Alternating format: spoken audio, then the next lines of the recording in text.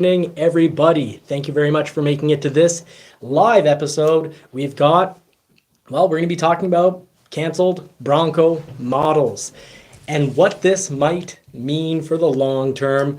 We're also going to be talking about, is Toyota in trouble and is Ford screwed? Because you got a bit of mix up in what's going around YouTube. Some are saying that Ford's totally screwed and, Toyota's really nailing it. Toyota and Nissan are really nailing it. And then you also have, the opposite being said. So we're going to deal with data and facts to really see what's going on. We're also going to be talking about Ford and GM news. Just general Ford GM news. We got some good stuff. We got some bad stuff to share. And if we have time, we're going to build and price a Ford Mustang with Marie here, kind of talk about how we would take our Mustang, why you might want to take a Mustang a certain way. We're going to be talking about resale. Of course, we're going to be talking about the market in general. We're going to be talking about episode 2, is Toyota in trouble or is Ford screwed? We're really going to be talking about what's going on the market for sales. We're going to talk a little bit about resale, but we'll be talking a lot about 2023 Q1 sales results and what they mean and what's going on, right on in the field, the trenches, the front line. We're going to be talking about what's going on at dealers because there is some very different stuff going on at dealers. And, you got Motor Feed saying that Ford and GM and Dodge and Jeep, they've got a ton of vehicles at their dealerships. And we're going to be talking about, the truth to that, but we'll also need to clarify because that's going to be another video with several million views. And I've just got a few points, important truths to point out and some very important data to show what's really going on. Now, if the sound is good, just give us a little thumbs up or give us a little comment that the sound is coming in through correctly because we've got the mic here set up at a bit of an angle. So hopefully you can still hear us very well. Now, let's just get started. Let's put the pedal to the metal. I'm Johnny for Johnny's Car Care and Reviews. We've got Marie here. Marie used to be a financial director, so what we call an F&I in the business. So she did loans. She took care of credit, and we'll be talking about people's credit in this episode. And, I've been in the auto business now for 10 years, working over 50 hours every week on this, and it's been my passion we used to have a 4-hour drive from Ottawa to the cottage, and I had my nose in Auto Trader pretty much the whole time, and if I didn't, it's because it was looking at houses for sale. I was a very weird 7-8-year-old. So we have good news. Everybody on the chat said the sound is great. So good work, because this weekend we made a little change in the room. Yeah, we had cheated some sound deadening, and we had actually taken out a mattress, which was very cheap sound deadening, but it worked pretty good. We had some major changes when we threw that in, but it was pretty awful to look at. It's gone now. And when I walked into this room, I saw black on the ceiling and I was like, it crossed my mind. I said, not more holes in the ceiling because I just got back. I rushed back from my parents' place where I was actually boarding up their guest house because there was a hole right into the attic. And when we're at the cottage this weekend that we want to buy and take over, it's a total tear down situation. We're in every room we could skylight and see the sky. So you called it. You're like, you said you felt bad for me because all my childhood memories are there, but you said we're gonna have to start over, but we can make it better than ever before. So let's wish everyone a very happy Easter and get right to this. Pan the room for us, Jay. I can't. We're set up, but we'll have to do that in a members live. And in members live, we're gonna try to have 1 to 2 members lives per month where you can bring your direct questions about specific deals. You can really ask direct questions about the deal. If you email me in advance some photos, I can even go over paperwork. So we want to be here to help you save thousands of dollars because that's what we do here at Johnny's Car Care and Reviews, and the JCCR community is a very helpful community. We've got some great people, so please like, subscribe, and hit the bell notification. Join the community so that you can get we've got a lot of intelligent people, a lot of people with a lot of buying, purchasing, and ownership experience. We've got a fantastic group here. Marine Vet, thank you very much. John B. Meanstroke, thank you so much for the support. So next live, I'm hoping to get one going, a members live this Friday, where you can bring specific questions about the automobile industry, about specific models, or about a concrete deal, and I can help you really know where you can negotiate, how you can negotiate, and how you can save thousands. So let's put the pedal to the metal. We'll be talking about saving thousands when we get to episode 2, where it's Toyota. Is Toyota in trouble, or is Ford screwed? Yeah, and just speaking about that, you said give me your question by email. GM Genoa wants to know your email address, so can you repeat it, please? That's a fantastic question. It's Johnny's Car Care and Reviews at gmail.com. And the Johnny only has one N, so it's Johnny with one N. Johnny's Car Care and Reviews at gmail.com.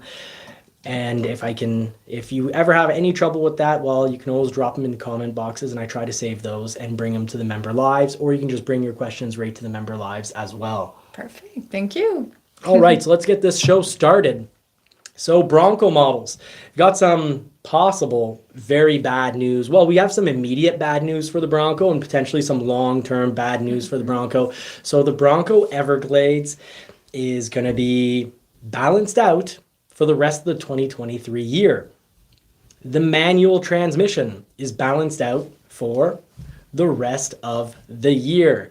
And of course, we've known this for a while. The Badlands optional wheels, they're the optional beadlock wheels you can get for the Badlands, a very inexpensive option to get some very cool mags. Well, that's balanced out also for the rest of the year. So we've got manual being balanced out. That's pretty big. Manual transmission balanced out for the rest of the year. And right now, if I recall correctly, we were finishing up putting dates, scheduling Broncos for June production. So the rest of the year means what's left of June, July, August, and until they stop making Broncos. So sometime in the fall or very, very early winter. So likely October, November, or December. So what's going on? This is worrisome. The manual, I'm wondering if it's going to come back for 2024. Now, don't get me wrong. I'm not here to start any rumors. It's just to have the manual transmission balanced out for the rest of the year. It stresses me, but I'd say what's more likely is gonna be gone. You could say, I'd say there's more chance that the Everglades could be on the chop block for 2024, but we'll have to wait and see. Nothing's confirmed yet, but it is balanced out.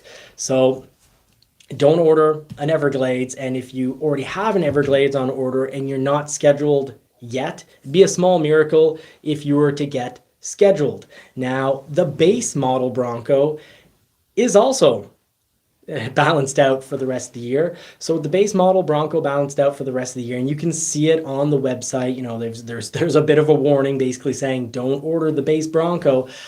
I wonder if they're going to get rid of the base Bronco. That's another one that I wouldn't be surprised. Most likely, I'd say if I had to put my money, make a bet, I'd say the greatest chance of not coming back for 2024 would be the Everglades. You love the look of the Everglades? Not that much. I really love the map on it, but at the end, for the overall of the car, I really love the Badlands. Okay, well, I really like the Everglades, and I think it's a fantastic model. I just would have liked it to have an optional 2.7 liter engine. The 2.3 liter engine is a fantastic engine when you have smaller wheels. I drove it in the Badlands, and with the Badlands, with the regular Badlands mag, so not Sasquatch, that thing was great. It flew. It was very good. It was more than adequate. It was very good. However, the 2.3 liter four-cylinder, once you get to Sasquatch-sized wheels, if you're not looking for acceleration, you'll be fine. You're gonna love it. But if you do want to have something where you press down the pedal to the metal, that you get kicked back in your seat and it takes off and you feel like it's powerful, by the time you get to that size of wheel, you're just not gonna get that out of the 2.3. It'll get the job done, don't get me wrong. It's a good engine, it's a reliable engine. And thank you very much for everyone taking the time in the live chat to say hi. I love it when people make it to the live premiere. Howdy Tim, or Ford Video Guy, the secret name. But thank you so much, Tim, for also making it a true legend. And I'd say the most helpful YouTuber out there. And unhelpful YouTubers really get under my skin, and we'll get to that in episode 2. So do stay along for that, because we're going to be talking about the market and different YouTube videos that, I don't want anyone getting fooled here. Greg, I agree completely. The 2.3 ain't that bad. I'd say it's actually great in certain applications. So with smaller wheels, it's great. Big Ben, Outer Banks, Black Diamond, Badlands. But once you get up to the Sasquatch tires, it's the size and the weight, the rotational weight of that is taking away from that 2.3 liter. But I'm sure you just throw on a little programmer, and I'm sure I'd be blown away, because Ford Performance Programmer adds 60 pound-feet of torque. So there's a solution there if the Everglades makes it back. Now, we know costs have gone up. We see it. I don't do the groceries, but when you go to do the groceries, what is it looking like? That's a lot now. It's a lot. It hurts. Double. It hurts so much. It hurts so much. That's why I didn't love the Everglades that much. It's beautiful, but because it's a look that is rough, like sometimes unfinished, we could say. It's more rough. For that price, I don't love it. Okay, I know you don't like the wheels because it has that army look, and you feel you shouldn't have to pay more for a rugged utilitarian look. Okay, speaking of the groceries, something that is a great price at Costco right now are these Eddie Bauer shirts. You go Eddie Bauer at Costco, and you've got a deal. 2 t-shirts for next to nothing. So yeah, I'm equipped for the year. Canadian yes, just don't go to Costco. If you love people, go to Costco over the holiday weekends. But we went to Costco this holiday weekend, and it was brutal. But we like Costco a lot, just not when it's filled with people. So other Bronco models, getting back on topic, other Bronco models that are, let's say, very hard to get, and it's not necessarily known. Well, what's right behind me? I know I assumed that this model, the regular Heritage, was very much orderable. That we could just, if you want it, you could order it. We all knew, though, that the Heritage Limited, so that's a Badlands Heritaged. So you Heritage up a Badlands, that's the best way, Lux Package Badlands. When you see the white top, it's a Heritage Limited. Now that's very rare, 1,966 models being produced. Wow. And I guess at first we thought that would be ever, and it looks like it could be more per year. So we'll wait and see what's really going on. It looks like it's going to be more per year, but we'll have to see if it comes back for 2024. Likely will. But the regular Heritage, it's actually hard to get. I wouldn't be surprised if this comes back for 2024, but what I would be surprised is if it comes in large numbers, because this year, I can tell you for Canada, this isn't a vehicle that's going to be available to all dealers. Just like the Everglades and the Raptor, dealers were told, well, some dealers aren't getting this and some dealers are getting it. And it looked like we were given one. We were told, what color do you want? Pick your equipment. You're getting one for now. Yeah. So it doesn't seem to be carte blanche. It's not open season when it comes to ordering these.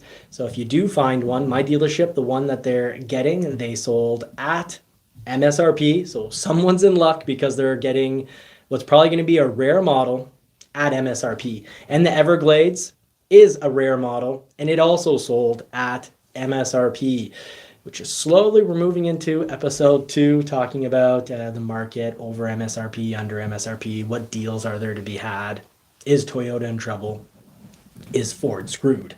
So we're getting there. But the manual transmission, I don't see, other than for cost reasons, I don't see why Ford would eliminate the manual. It's already been built.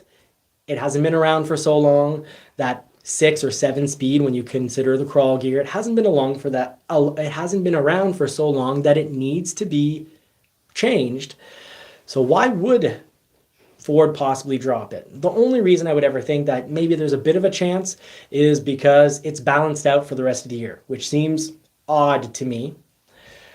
But the only reason they might is in the next 5 years, you're going to see Ford have less and less variations of models. So at one time, if I'm not mistaken, there was something like 10 million variations of F-150s that could exist, meaning an F-150 with at least one thing different on it. So, a different differential or a locking differential versus a non-locking, whether it's a red cab, super cab, super crew, the color. So one difference on the window sticker, that's a variation. I believe there's 10 million F-150s that could exist. Now, all the models are getting scaled way back. You're going to start seeing, when it comes to variations, they need to cut this back, not in half, but more like 10 times less variations, because those variations cost money when it comes to production. Mm-hmm.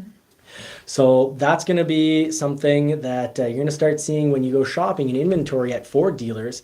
You're going to start seeing models look a lot more similar. So for example, right now, it's already started. Right now, in 2023, we've only received Explorers that are ST. So ST Explorers. And the F-150s, we've almost only received XLT 302. And actually, we were gifted some Tremors, you could say. We got a surprising amount of Tremors, which I think is the absolute best value when it comes to an F-150. Other than the F-150 Lightning is a whole different story. If people view it as a performance vehicle, it is the deal of the century when looked through the lenses of a performance vehicle. But I actually might even have a bit of video on that if it loaded in correctly. So, honey, Marie, do you have any questions when it comes to Bronco models? Or does the community have, if you drop in a question real quick, we'll take 1 or 2 questions before getting to episode 2. No, for now we didn't have questions. Just waiting a little bit. Tim would have corrected me if I got any of the balanced out stuff wrong, because I'm doing this from memory. Thankfully, I have a visual memory, so it's usually correct. But didn't, like I said, ran from my parents' place from fixing up their guest house so that the rain wouldn't come in after seeing the cottage and seeing that this weekend. But yeah, there were some raccoons in there, and they were pretty aggressive, but they didn't attack my face. They actually ran. They're scared of me. I guess I've got a scary face. I guess I'm ugly enough to scare away some raccoons. You're just bigger than them. Or it's because I'm bigger than them. They saw the Eddie Bauer t-shirt and they're like, hey, this guy means business. We're out of here. Paul Burns here said, when are Raptors going to start scheduling again? I don't know when they'll start scheduling again. That is hard to know the future. Hard to know the future. Sometimes you didn't hear news yet. Sometimes I can guess a little. And one reason, if I were to guess at the future, the only reason I could see them for dropping the manual, other than cost because of variations, is if they brought in a new model, such as a plug-in Bronco. But for now, that is still very much just in the rumor mill, and it's just based on Jim Farley promising that to convert to electrify basically all the icons. And by electrify, that doesn't mean 100% EV, which I'm glad it doesn't mean every model, every icon 100% EV, because I'd much rather see a plug-in Bronco than an EV Bronco. Mm-hmm. I love my EV F-150 Lightning, but with the cost, it's pretty expensive. Yes and no. Remember, if you take an XLT 302 Sport, so the high-trimmed XLT F-150, any gas engine, you don't have to go to the hybrid, whether it's a V8 or an EcoBoost. You're going to be spending in Canadian, you're going to be spending roughly $61,000 US. In Canadian, it's about $73,000, $74,000 Canadian. And it's $82,000, $83,000 for an F-150 Lightning XLT, which is fantastically equipped. So when you think about it, Canadian or US, it's about a $10,000 difference if the batteries last 20 years. And if you're the type of person that would normally put $4,000 or $5,000, some people put $6,000, $7,000 of fuel into their truck per year. Well, it's gonna easily pay for the price difference. And if you keep it long enough, you'll have the money. If it lasts 20, 25 years, you'll have the money from all your savings to pay for the battery. My suggestion with EV technology is lease them and change them, because the upcoming technology is going to be more interesting and you want to stay up to date with this, what's going to be ever-changing electric battery technology for the next 15 years. Maybe in 15 years, I'll say, hey, now's the time, buy one of these and keep them 40 years, because now the batteries are good for 40 years. But for now, that's just not the case. And I recommend, you've got an 8-year warranty, switch your EV, your 100% EV every 3 to 4 years. And if you can, after 1 year, let's say you can say, hey, what this cost me, if I resell it right now, my actual cost between what I bought and what I sold at is $8,000. Well, then you take $8,000 divided by 12, and you're like, hey, that's not very much per month, especially when you consider I wasn't putting in $500 or $600 per month in fuel. Something to consider. So I feel that I'd be surprised if for 2024 we got plug-in Bronco news. I feel that's awfully early. I think a lot of our icons being electrified are going to happen when Ford is building in the US their own batteries. So 2025, 2026, we're going to see battery production at Ford Blue Oval City. And for sure, we all will go electric someday. So it's coming. We just don't know when. Some people are going to fight it pretty hard, and I can understand that. But EV is fantastic when it comes to performance. But we had our own EV range anxiety. Marie, you were really scared this weekend. If you want to catch our videos, we have a range anxiety video on the Ford F-150. We'd love it if more people watch our EV content, because we bought an F-150 Lightning. I thought it'd be a great business expense, and I thought it would, help generate some funds. But we're not getting a whole lot of views on these, but we're really covering the real challenges and the real joys of having it. I had a joy being at my parents', being able to plug into the truck, saw my own wood, have a drill, and really be able to board up some holes in the cottage, all from the power of my truck, which is great because their guest house didn't have any power. And the cottage, if we had done a reno, we would have not had electricity for a bit, and we could have had it all from the truck. But yeah, it was part of the plan to have that truck to help us. But there's a lot of anxiety that can come with having an electric vehicle, but Ford does a great job of managing that because of you drop your destination verbally into the system. It knows exactly how many kilometers it takes to get there and how many kilometers are left on the vehicle, and it constantly adjusts to your current situation. What I can say is, boy, do the batteries use more energy when it's cold. So when it's cold, we'll be using 48 kilowatts per hour on a 131 kilowatt battery. So after a few hours, 2.5 hours roughly, no battery. Then this weekend, when it was just right around freezing, we were running 44 kilowatts.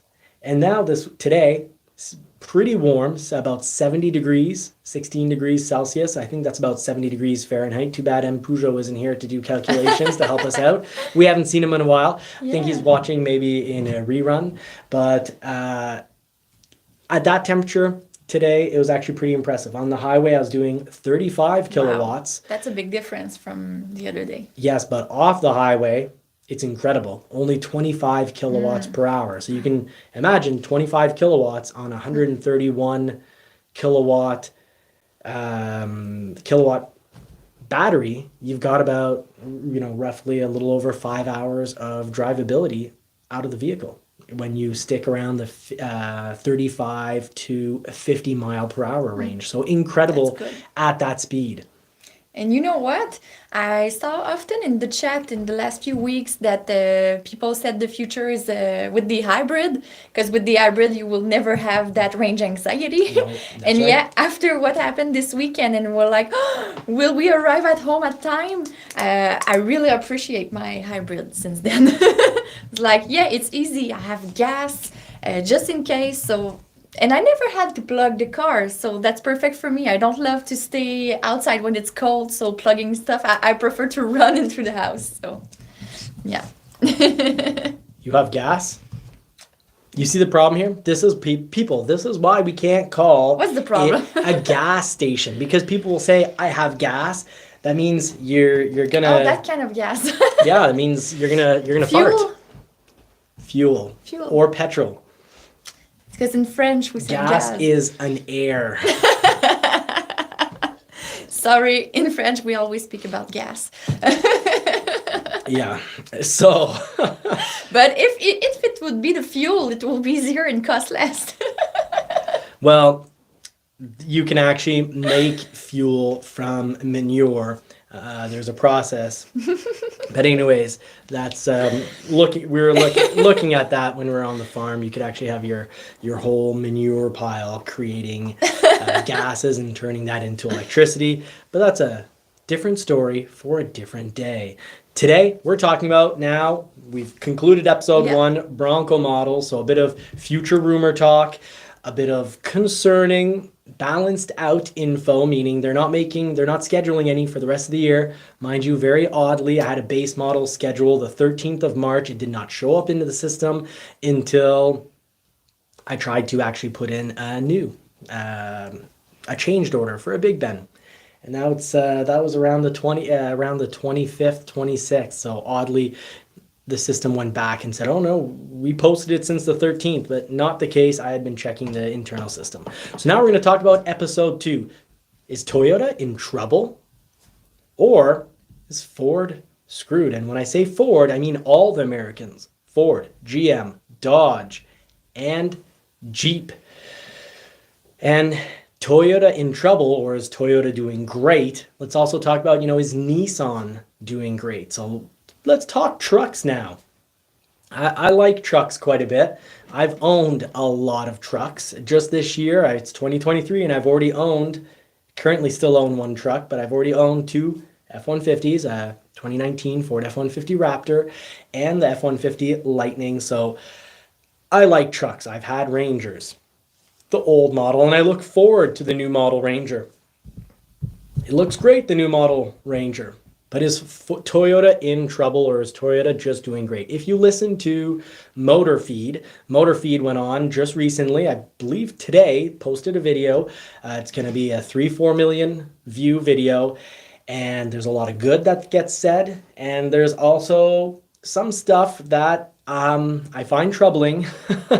Some quick conclusions were made, and we're going to look at the real data, because the quick conclusions were made was that because Toyota dealerships have very few vehicles on their lots, Motor Feed concluded that means Toyota is doing an amazing job selling vehicles, and that because there are vehicles at Ford on the lots, GM has vehicles on the lots. And he did correctly and did a great job mentioning that GM has actually closed plants to try to control inventory. So now they're closing this. Now it's either the second or third time this year that they're closing a truck plant, because they've closed one plant for a couple weeks in the States. They had already closed one down south. And again, they're closing a plant in Mexico to control the inventory levels. So Motorfeed did a great job pointing that out, but he assumed that because GM has vehicles, Ford, Dodge, and Jeep, because they have vehicles in the lot, that means that they are in trouble, and that Toyota and Nissan are doing amazing in sales because they don't have very many trucks on the lot, and the trucks they do have on the lots are sold. Well, Uh, this just isn't the case. Car Edge did a really good job of talking about Toyota, and now I'm going to talk about the three. So Car Edge, love those guys. Ray and Zach do an amazing job. If you want great information and you want to make sure that you're listening to, accurate information, they make sure that they cover it based on data. So let's just go through all the data. And a little side note, I really want to point out in the motor feed video again, because the other video from a month, 1 or 2 months ago, where I was so frustrated, I was like, I just feel like quitting YouTube. He mentioned that Ford raised prices so that dealers could still make even more money, basically, so that when dealers, if they stop charging, basically how it was presented is dealers can stop charging MSRP because Ford has increased the price so that they get more money. I really need to remind everyone, dealers have their own profit. Manufacturers, a completely different business, have their own profit margin. They're not mixed together. And actually, what MotorFeed said is the opposite of the truth. I have access and I see every day dealer invoices. So that means the price, the receipt, the bill that the dealer pays the manufacturer. And while F-150s went up $10,000, the profit is very eerily, I'm not seeing any increase in profit. So I'm seeing a higher price by the manufacturer, and I'm not seeing, and I didn't calculate it, 2 invoices to the exact dollar, but I'm not seeing any change. And if there was an extra $1,000, $2,000, $3,000, I think I'd notice. I would definitely notice. So dealers aren't making more despite that huge increase. They can make more than they were in 2018 or 2019 if they sell their units faster. Because actually, GM and Ford and Jeep and Dodge, they're not in this massive, they're not totally screwed. And also something else that drove me wild in the video is it presented Toyota as not having markups. It actually said Toyota does not have markups. And Ford and GM and Jeep and Dodge have these, bloated full inventory dealers because they're finally getting what they deserve because they had crazy markup and they still have crazy markup. And then very oddly, when he visited the Ford dealership, didn't seem like there was any markup on any of the vehicles in his last video. So I think the market is starting to adjust. Dealers are generally more and more dealers are starting to smarten up and drop the marked up prices. And a lot of dealers, some dealers, a lot of them, a portion of dealers never had markups. But here's the thing. Toyota actually is in trouble. So MotorFeed was presenting Toyota as like they've got no vehicles on their lots for sale because they're just selling them so fast because look, they don't have markups. Well, you can go ahead and watch Car Edge's video from today, very comically and very accurately showing major markups. They take a window sheet and they showed $7,000 of markups on a Toyota Sequoia through accessories. And actually, this wasn't just one dealer. They're looking at data covering many, many states because in many states, the Toyota dealership process, it's actually two different, there's 2 companies that have it's over 10 states total control. So they have 2 companies have all the dealerships over 10 states. So what does that mean? It means that they're throwing on these accessories and just one for, we've heard them all, the etching, the nitrogen filled tires, that kind of thing. But the thing that drove me wild was $3,000 for theft protection. Now, theft protection, the really good stuff, there's a product that you used to offer, and you want to talk a little bit about that, what it did, and roughly what the price was for it, what it's worth? Yeah, which one? Just to make sure. The tag? The tag, oh yes, the tag. Sure, it's been a few years since I didn't sell one, so I don't know the price now. $500-$600. Yeah, okay, now it's that. Okay, before I guess it was around 50 Yeah, $500. So yeah, when you have the tag, they can do it mostly in the dealership, so it's easy because you can have it for the delivery. But some dealer, I know they don't offer that, so sometimes they need to go to another store that do it. So it's easier for you to take it at the dealership because it's all done when you arrive. You don't have to take another appointment for that. But at the same time, careful. Sometimes you could have a better price if you just go somewhere they sell it. Sometimes it's a place that.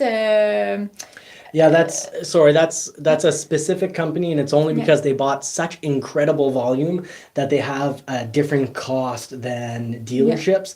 So just generally, a tag should not be $3,000, and it's not right that a Toyota Sequoia costs $7,000 more than the window sticker. So right now, Toyota is still dealing with pretty high markups at actually all the dealers across, or pretty much all the dealers across all the states, because when you only have two companies having over 10 states of ownership of all the dealers, if they decide that it's $3,000 for theft protection on a Toyota Sequoia, it's going to be every Toyota Sequoia. So you can drive for hours and hours and hours, and you're going to pay $7,000 more for your Toyota Sequoia because there's, added value, an anti-theft system that makes it so that you can geolocate your vehicle, even if it's, 10 stories underground in a metal container, is fantastic. It's not worth $3,000. It's worth $500 or $600.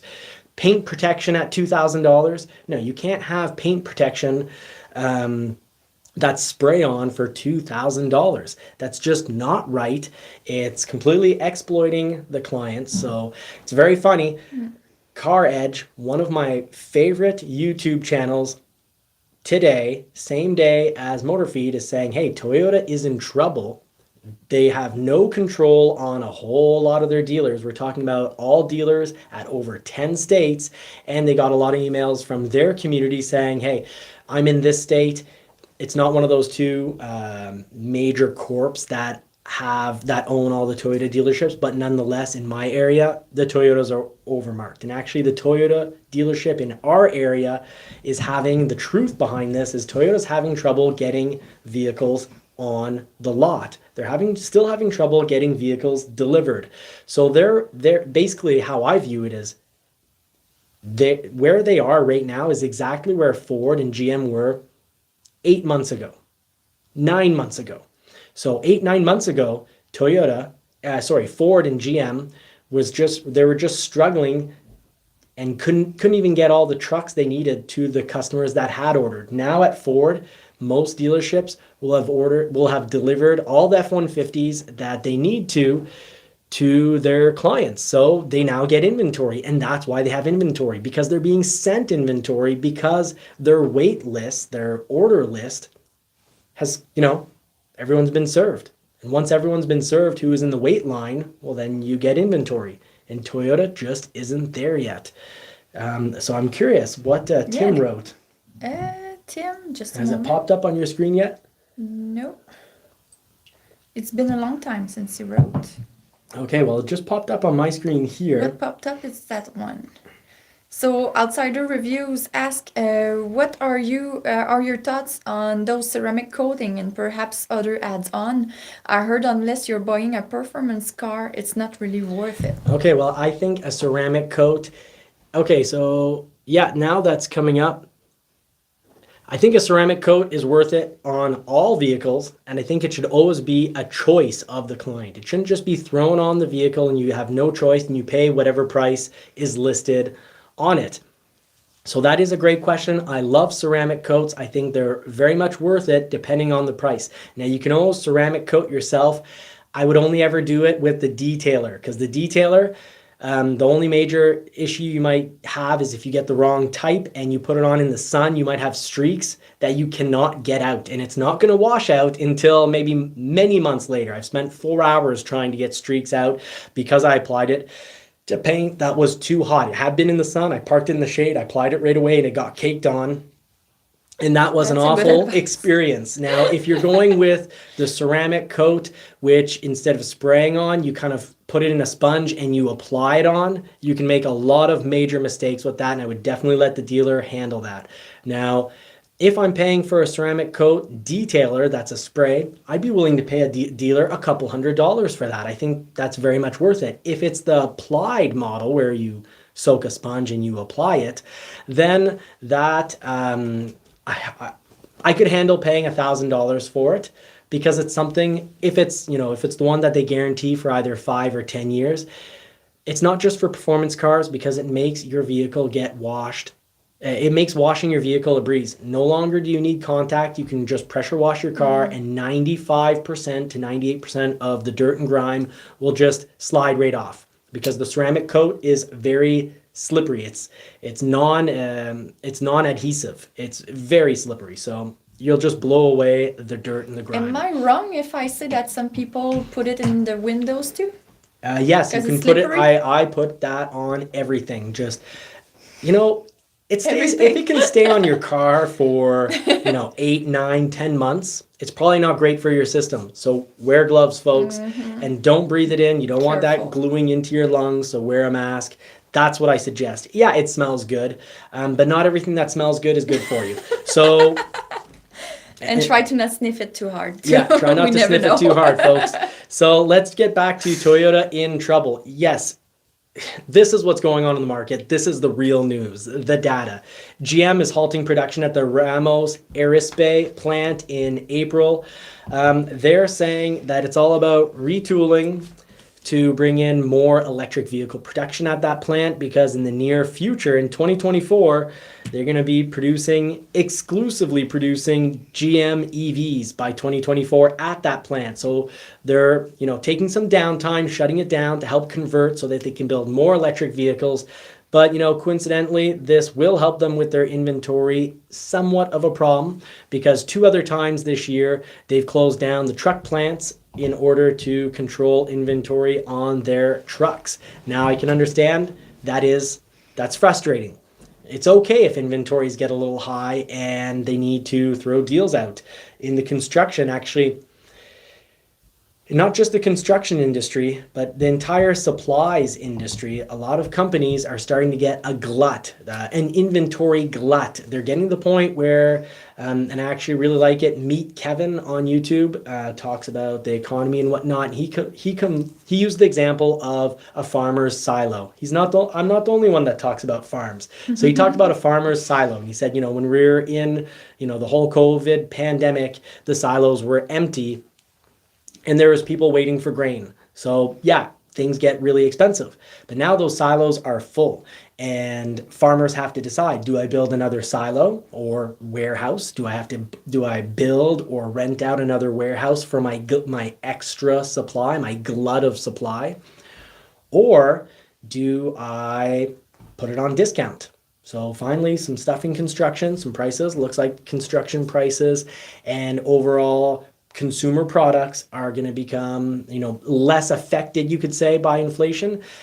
Just basically, they're going to actually contribute less to creating inflation, because there's going to be some deals to be had. So that's what I had to cover in regards to GM. So that's our GM news. Now for Toyota on the market, head at Toyota is saying, the vice president, David Christ, is saying they're going to build every single Toyota they possibly can. But the problem is they're just not building enough, and it's actually affecting sales. So locally, the dealership is having all sorts of trouble getting models. The only model they can actually get is the Tacoma, and for some reason, they feel that the Tacoma in our area isn't selling that well. And Toyota here is at a loss of, CarEdge said 9% today. This was a forecast. It was forecast that they'd lose 9.7% of their sales. And CarEdge very adequately said and pointed out and proved and showed Toyota's losing sales because they're still on the over MSRP train. They're still trying to sell vehicles for way over MSRP for bogus accessories and charges. yes, get an anti-theft with your vehicle, but at $3,000, total ripoff. You know, a couple $1,000 or even $1,000 for just a little quick spray-on detailer that's good 8 months, that's too much as well. So anyways, they're throwing, you know, it's the old story of being charged a ton for nitrogen tires, where it actually costs about $8 of nitrogen to fill a tire, 4 tires with nitrogen. So it's rough. It's not pretty. Toyota is in trouble. They're having production problems, and that's why they've got a double problem. They've got production problem. So yes, sales are down by 9.7%. They're losing clients to other brands. They're selling less, and Toyota's selling less. One, because they have less inventory, and because they have less inventory, a lot of their dealers are completely out of control and have wild markups. So MotorFeed, you got the story wrong. Car Edge, you got it spot on. But MotorFeed, great video, very entertaining, and lots of really good points were made. A lot of truthful points were made, but the big conclusion was off. So the conclusion was off because it's just not the case. Toyota isn't selling more vehicles because of great prices. MotorFeed went on the Toyota dealerships he visited, or the Toyota dealership he visited, the multiple Toyota dealerships he visited. All the vehicles just had the window sticker sign on them, but they're also sold. They're probably customer orders, and why would you throw a markup window on a vehicle, a markup price on a vehicle that's already sold? It's already sold. You don't need to advertise that it's going to be sold for more. You maybe just break the horrible news to the person who's waited for months for their vehicle that, you know what, you waited for months for this, but it came in, we had no choice, it happened, and we threw on this anti-theft and these nitrogen tires and this, ceramic detail coat, and, you've got $7,000 of added accessories, so you thought the price, it says 36 in the window, you're going to pay it 42. That's what's going on at a ton of dealerships. And in over 10 states, it's what's happening at all the dealerships. I can't say that at any point could you say that across over 10 states, every single Ford dealership had this problem. Why? Because the Ford dealerships don't have just one main company owning all the dealerships. Side company, remember, Toyota, the manufacturers don't own their dealerships. When you do direct sales, there are no dealerships. Then you don't get the added service. And in this case, well, it's not Ford that's screwed, because Ford, from what I'm seeing, and even in MotorFeed's video, the Fords that were actually for sale, the Toyotas all seem to have sold signs on them, but the Fords that were for sale, there weren't any markup stickers on them. He didn't point that out. He should have pointed that out. Good journalism points out things that also don't fit with your story or with your narrative or with your conclusion. So Cox Automotive came out for Q1 saying Toyota's sales have dropped 9%. They had forecasted at 9.7%. So that's what's going on over at Toyota. And that's just the truth. So Ford, GM, Dodge, and Jeep, are they screwed? That doesn't really fit with my narrative right now, that this train of thought that we're going through, sharing data. Will they be? I don't know. We'll see. Sales are over an entire year. Toyota still has time to correct things, but it's awfully hard to correct dealers that you don't have legal right to control them. They're not your business. You can put pressure on them, but the Toyota model, they're out of control. Ford, because they continue to deliver vehicles to Ford dealerships. Well, a dealership that has, let's say, space for 75 F-150s.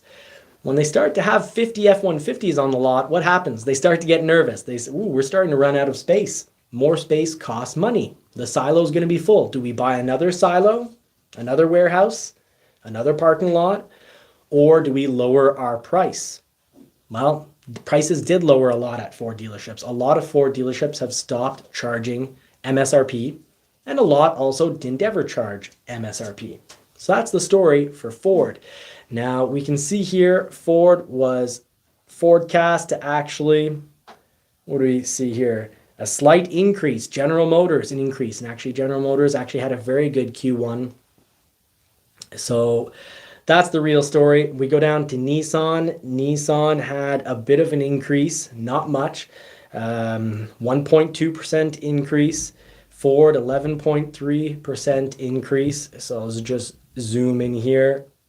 You've got Ford at the top, 11.3, Toyota down 9.7, General Motors up 15.3%, Honda down, Nissan slightly up. He had gone to Nissan dealerships and their lots were relatively empty. They sold a few more. So that just means that production hasn't caught up and isn't where it needs to be at Nissan. But Ford and GM production have gone up and sales have gone up. But they have inventory because, well, it's simple. Production has gone up more than the percentage of the increase in sales. But it's increased sales at Ford and GM. They are not screwed. But let's go down to Daimler. Daimler, are they down 10%? Versus Q4 22. Daimler down 10%. Okay, so yeah, that was for Q4, but Q1 22 compared to Q1 22, they are up. So not in trouble. Daimler overall change versus 2022, they've changed, they're down 0.3%, so a little down. They've got a lot of time to correct that. Now on to, that's the end of episode 2. Episode 3, Ford and GM news. Well, we've covered a lot of it, but we'll just quickly cover what we did not. The Ford Escape. You had ordered one. Yeah. You had waited almost basically a year for one, and you canceled it. Your plug-in Escape was not coming in. Yeah, we switched it for the Maverick then. Yeah, and we switched it for the Maverick. Well, there were still problems with Ford Escape hybrid production. The 2023, they hadn't really started production. Now they finally have. They've worked out the programming problem. 2023 Escape production is online. It's so weird because we are April and we still haven't received a single 2023 Ford Escape. And the reason for that is there is an issue. They wanted to work it out. That's a good news. It's a bad and good news. Good. If I think back at GM transmission lawsuit, why? Because they kept saying their transmission, their 8-speed, had no issues, when in reality it was hesitating, it was clunking, it was being problematic. Ford had that problem with their 10-speed, so did GM, but Ford, the difference is they spent the money in engineering to make a whole new program. So now if you have problems with your 10-speed transmission from 2018, 2019, there are decent chances you will find it there's a bit of a hesitation. Then when it does go into gear, it can pull forward a little bit. While at GM, they're still ignoring the problem, saying it doesn't exist. It's all on the client. It's just the client's imagination. Well, Ford they flash the entire memory when it comes to the transmissions program, and they put in a new programming, and it fixes everything. You go back to 2014, had been discovered that at GM, this was a case for the ignition for years. They knew about it, the ignition problem, the keys where you put in the ignition. That it could lose contact and lose power on the vehicle. You could have an accident that people were getting killed, people were getting injured, and they continued to not fix it. So I kind of feel like if we were to look at production across different companies, so this is my news, it's just a general thought. I feel like if you work at Toyota and you say, hey, we've had the same parts for 15 years, we should really switch it. You probably almost get you kind of get told, that's not how things work here at Toyota.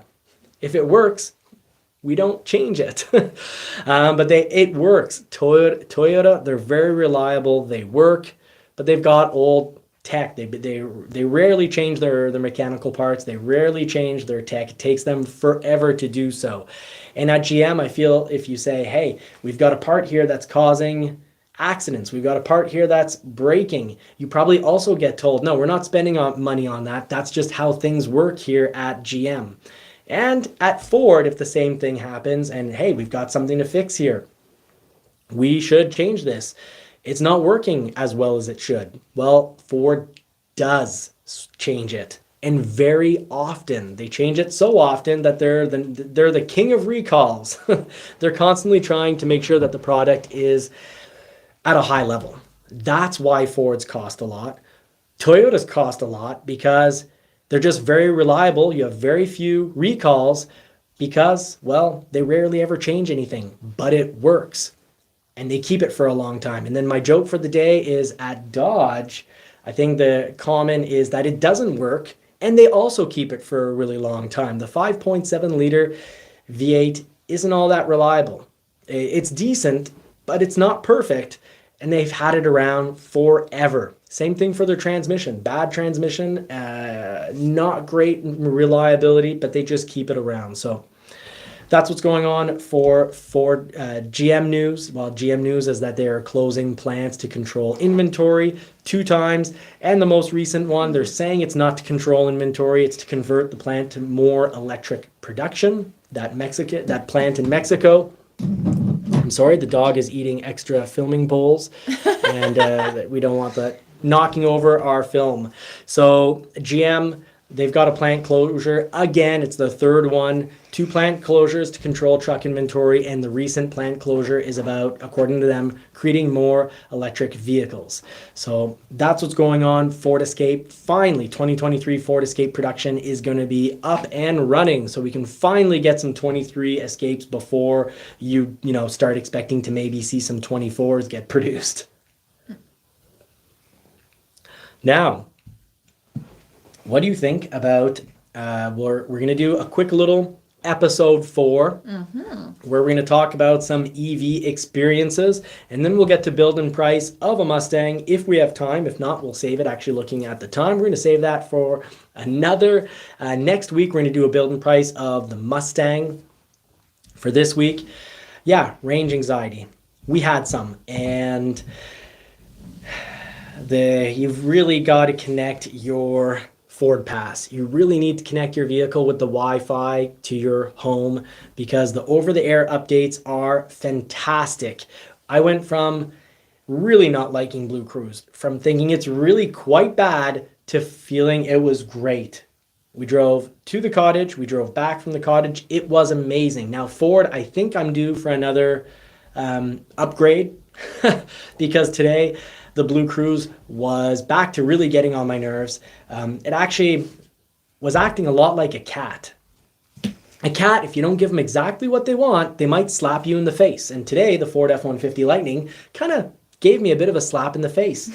3 times I'm driving, and yes, we were in a bit of a corner, and one time was a truck pulling a trailer, and the trailer was wider than the truck, and the other time was a transport truck. But the solution of the vehicle going through the corner and seeing these vehicles is it just hit the brakes. Even if it's not on your lane. And it said danger, imminent accident, or it flashed so quickly. I know it was danger, the little danger sign. But it hit the brakes enough to really jolt me. It was very frustrating because I looked up. It's Blue Cruise. Of course I want to look at other things. And then, yes, it kept telling me, like, look at the road. You know, this is Blue Cruise. You're not allowed to, look at your phone. Or sleep. You can't even look at the screen, speed screen. Don't look at your speed for too long, or don't try to look at how many kilowatts per hour you're using for too long of a period of time, because it knows you're not looking at the road. It knows you're looking at the screen, and it warns you. That's not why it slammed on the brakes, unless it truly is a ticked off cat. But it did slam the brakes on me a couple times, just enough to jolt me. I went from 120 kilometers an hour to about 110, but it was an instant loss of 10 kilometers. So a nice little neck jerker, not appreciated. I don't know. I want to use adaptive cruise control, but I'd like to just turn Blue Cruise, I think, off at this point. But mind you, earlier this weekend, I had an amazing experience with it, and it was perfect. So technology. If you're alone on the road, maybe at night, it's fine. Not with too much cars on the road. I guess, and not with oddly shaped vehicles. So a truck pulling a trailer with a bicycle. I know another one was a van with a bicycle, and I think maybe it saw the wheel in the back move. The third time was a van. And that time, I literally chewed the car out. I know it seems silly. I was talking with the car. I called it the B word, but anyways, I was like, you bad cat. I was like, that's just a minivan. I understand if you hit the brakes in a corner on a huge, I think it was a gas truck, a vehicle, carrying fuel. Could have been a gas You inside, said it. but it was a silver tank. It could have been carrying an explosive gas. But anyways, a fuel truck. And the other time was a GM carrying a trailer, so not the same shape. But the last time was a minivan with a bicycle wheel. And now I'm thinking it was probably because the bicycle wheel moved, but it also hit the brakes. And it also actually acted funny in front of a Dodge Ram. And I was like, not the time, because I'm always giving Dodge Rams a hard time because I don't think, I think they're a great price, but I don't think the product's very good. And here's my Lightning embarrassing me in front of a Ram. It hurts. And the Ram, when it braked, and the Ram was behind me. And I'm like, not now. Bad. Very Next episode, bad. John will be embarrassed in front of a Prius. Bad B. Bad B. It was being a bad B. So it is past 8:30. It's 8:37. And we've got All Terrain Nation, Dave and Kelly over at All Terrain Nation are going to be on at 9 o'clock. So I think, I don't think we have time to do a built-in price of a Mustang. No, because it took it could take a long time. Well, maybe next week we should do if the manufacturers can, keep things down a little and not, close too many plants and not do anything too wild. Yeah, too much going on this week. If there's not too much going on, and if there's not some, some misinformation on YouTube, then maybe we can do 2 build-in prices, because I'd love to build in price a Mustang. I want to talk about the 4-cylinder versus the V8, because guess what? The V8 is more. And I had this happen to me just this week. Someone was looking to only buy a 4-cylinder. And there's a 2022 Mustang GT available.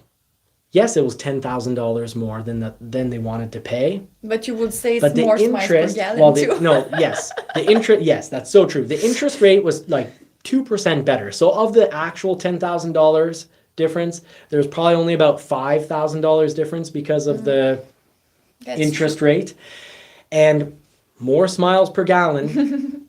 The 4-cylinder is fuel efficient, but the 5-liter is incredibly fuel efficient because of twin independent, right here, twin independent variable camshaft timing helps 5-liter Mustangs be unbelievably fuel efficient for a big V8 with amazing sound, and the resale is so much better.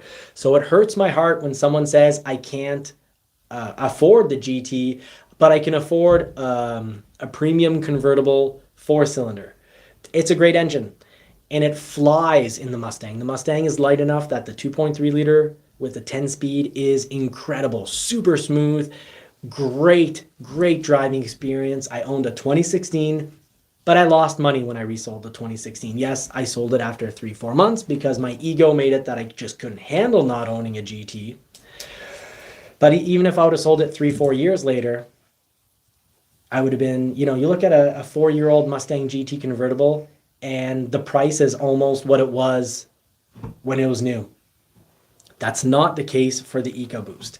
So anyone that says they can't afford a Mustang GT, no.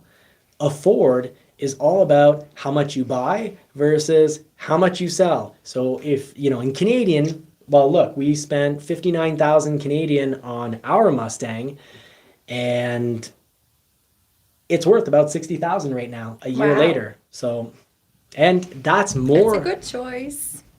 Yes, and more news, automotive news. I actually needed to cover this. Pretty important automotive news to cover really quickly before we head out. So let's just make a bonus episode, episode 5, important automotive news that you need to know. So really quickly, we'll talk about, repeat from the live.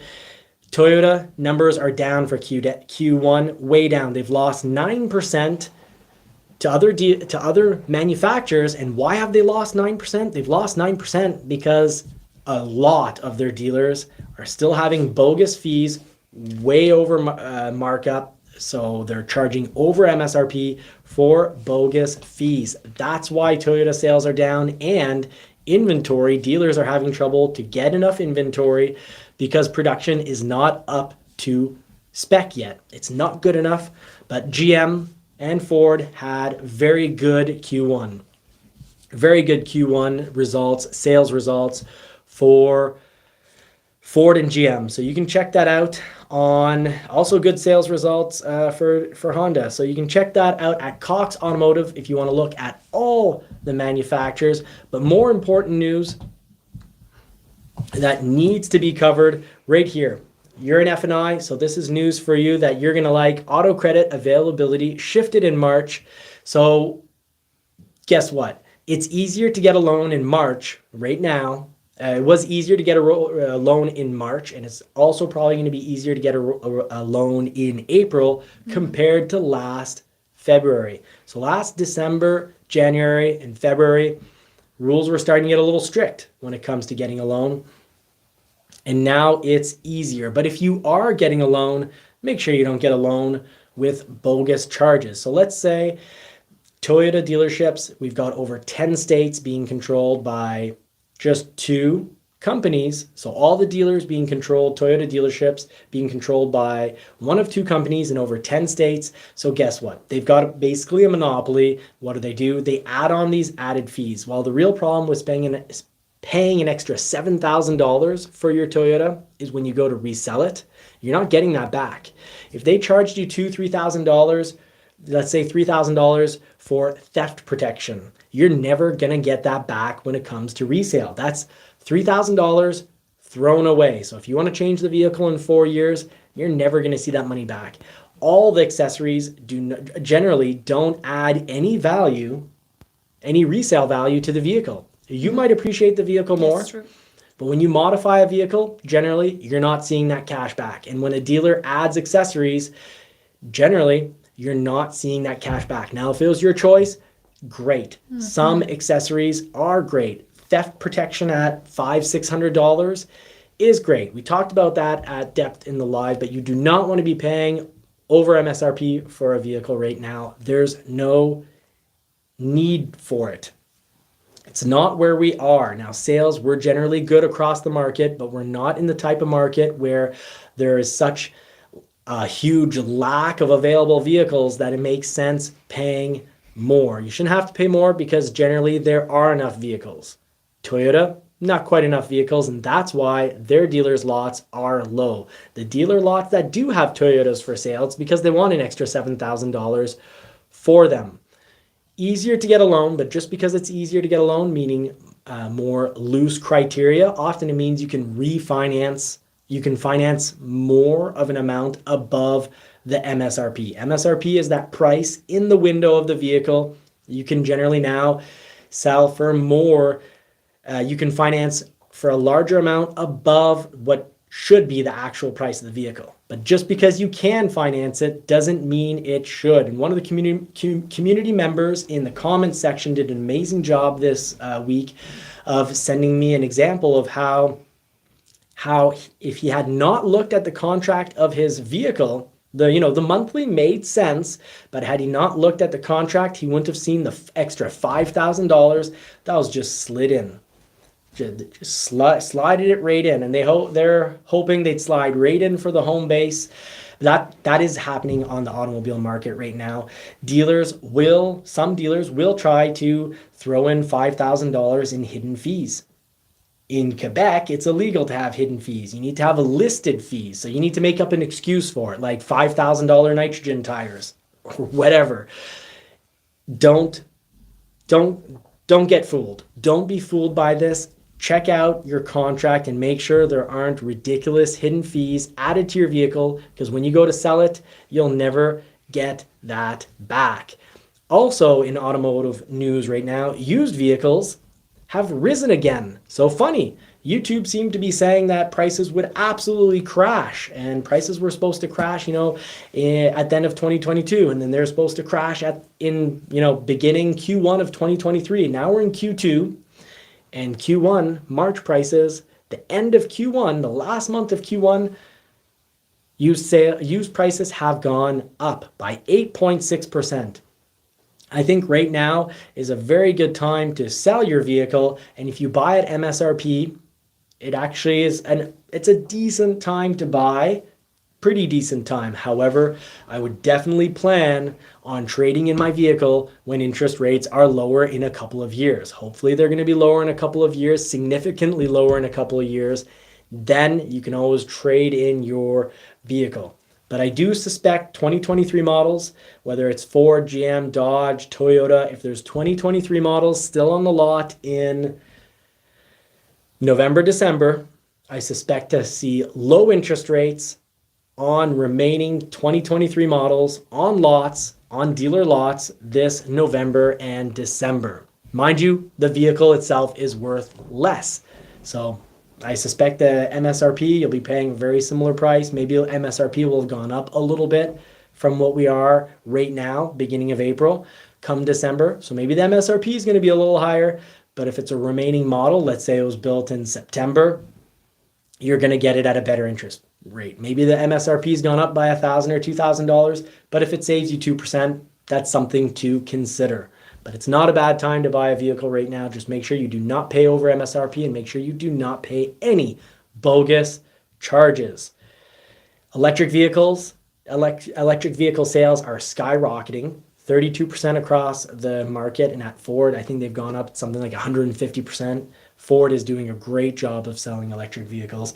I love our Lightning, generally. I love our Lightning. Not the Blue Cruise? Not the Blue Cruise. Sometimes I love it and sometimes I don't. But the performance of the F-150 Lightning is incredible. And it's not that much more. If you look at an XLT, F-150 gas, a 302, a high-end, a high-package XLT, gas-powered, fuel-powered ICE F-150 compared to the XLT electric, there's not that much of a difference for all the fuel you'll save and the tons more performance. And actually I had planned on showing everyone that in the video today.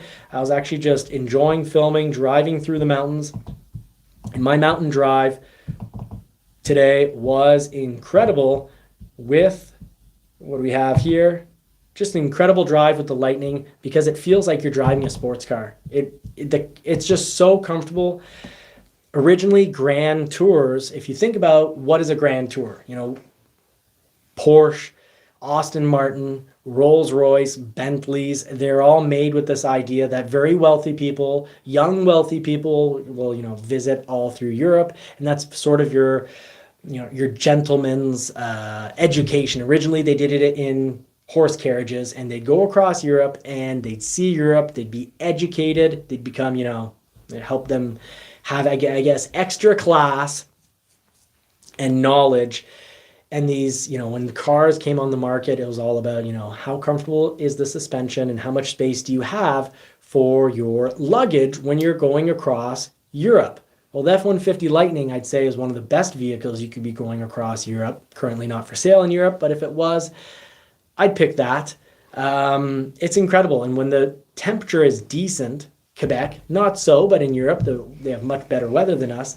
I'm actually going to get, 500 kilometers out of this. I went up to my parents, I came back, I did about 200 kilometers, and I didn't even plug it in when I got home because I still have about 300 kilometers of charge. So I started at 500 kilometers and I got back and I've got about 300 kilometers left. I'm doing 25 kilowatts per hour when I'm going at speeds like this. So this is about 80 kilometers, about 50 miles per hour. And on the highway, I was doing 35 kilowatts per hour out of 131 kilowatt ride. By the way, cyclists, why can't they just have their own? They in our country, Quebec, they have like these paths. They could almost do the whole province on their own private bike lanes, and you will get in a lot of trouble if you take an electric bicycle and you go too fast on those paths. The police will want to harm you. They will want to do bad things to you. They want to beat you down and harm you. They'll be so mad. But they let these cyclists, it's like the other day, the cyclists, 2x2, one tucked in and then the other one tucked out and went back to being doubled. There's a small road. Small road. Mm-hmm.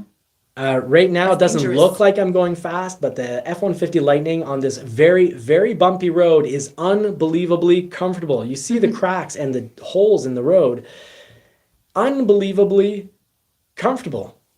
I'm barely not feeling anything. And actually, the top was open. So I felt like I was in one of these grand touring luxury convertibles, a Rolls-Royce convertible, let's say, because the suspension in the interior is so comfortable. But you see, before I was going a certain speed, and now I'm actually going the speed limit for here. And look how slow now the trees are moving compared to before. So I was going through the mountains at pretty fast speeds, and the handling is incredible. The comfort is incredible. The roads are horrible. And if you want to tour a country, or in Europe, many countries with a vehicle, the Lightning, it's an amazing deal. It's an amazing price if you take in comfort and performance as criteria for measuring its efficacy. If, however, you judge it by how trucky it is, yeah, it fails in certain truck respects. It fails when it comes to towing heavy. It especially fails if you tow heavy in cold weather. It's awful. And yes, your range is cut in half when it's really cold. And it's also cut in half when you're towing. So we love that Lightning. Someone just wrote you a message, I believe. 4 high, 4 low. How are you, buddy? So please see my question for Johnny I posted earlier in the chat. So we'll conclude the show with that question because we've covered the news now. And do you have that question ready? Yeah. Great. So, are you saying if a Ford dealership decides to add nitrogen, ceramic coating, etc. on your factory ordered Bronco, you are stuck having to pay for it even though you didn't want it? Yeah, well, you're not stuck having to pay for it. You can definitely argue it, but the only way you're really truly gonna win that argument, two ways. They're nice and they go, oh, okay, yeah, we'll cut the crap.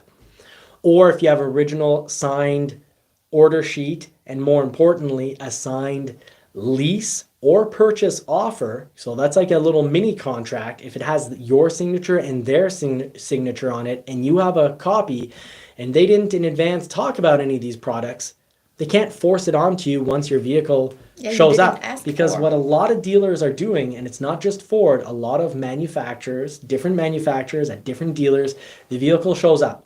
They throw a bunch of crap on it that you don't need and possibly don't want. And they say, well, if you don't like it, just don't buy the vehicle. So it's kind of like basically, well, take this added crap or get out of my store. And that's why it's so important to have that initial signed, yes, have them sign your build offer. Have them give you your build order, have them sign that. But the most important thing is to have them sign your purchase or lease contract, because then you can say, look, you never talked in advance about a $3,000 anti-theft system. You say you've put it on, well, that's your problem. Either give it to me for free or take it off. Those are your choices because I have your signature right here from your general manager or your sales director saying I would get the Bronco at this price, at this interest rate. Now, of course, if you ordered back in 22 and it's coming in as a 23, well, then it should be all the same original agreed upon deal of the 22, but now at 23 pricing. So the MSRP for the 23. But if back then, even if it comes in as a 23 and you ordered a 2022, it's like, well, my 2022 didn't have $1,000 for nitrogen tires or didn't have $3,000 for anti-theft. Now, $1,000 for PPF, for the paint protection wrap, the clear wrap, I would spend a lot of money on that, and I have spent a lot of money. I must have spent $600 or $800 to have my Bronco grill, the Cactus Jack, the gray Outer Banks Sasquatch. I had the grill clear wrapped. I had the hood clear wrapped. I had the sides clear wrapped, and I probably spent $800. And it was great. I didn't have any chips. Totally worth it, but it was my choice, and that's what's important. It's my choice, and now when I sold the Bronco and I don't get that money back, I can live with it. I got a beautiful Bronco with no stone chips, and when I went to sell it, remember, a ceramic coating does not help against stone chips. It helps against little swirl marks, because then you can just pressure wash your vehicle to clean it. PPF, or clear wrap, on top of the paint, that will protect you against stone chips as long as it's thick enough. So you need to buy, don't get, some really thin stuff off some website, because the thin stuff, the stone will hit it, go through, and also still probably chip your paint. And the thicker stuff, what's great is when you do get a chip in the actual layering, the plastic layering, you can just heat it up again and it'll just, auto correct off of heat. So it just kind of fills in and gets nice. If you heat it too much, too closely, well, then it might melt. It could wave. It could wave, it could orange peel, or even melt. So that's a fantastic question. Perfect. All right, so that's the live show for tonight. I will see some of you over at All Terrain Nation. And tomorrow night, Tuesday nights, we will see you at Tim Bartz's Ford Video Guy, so Long MacArthur Ford. Take care, everyone. Thank you so much for watching. We really appreciate all your support. A huge thank you to the members that really make the channel, increase the channel's chances of surviving. You keep the channel running with your membership. So thank you so much for making it to the show this evening. Yes, you can definitely drop in finisher to increase those comments because it helps get the message out there. So we're against love. So take care, everyone, and I'll let you sign out. Yeah, so we wish you more cars and more power. Bye. Take care, everyone.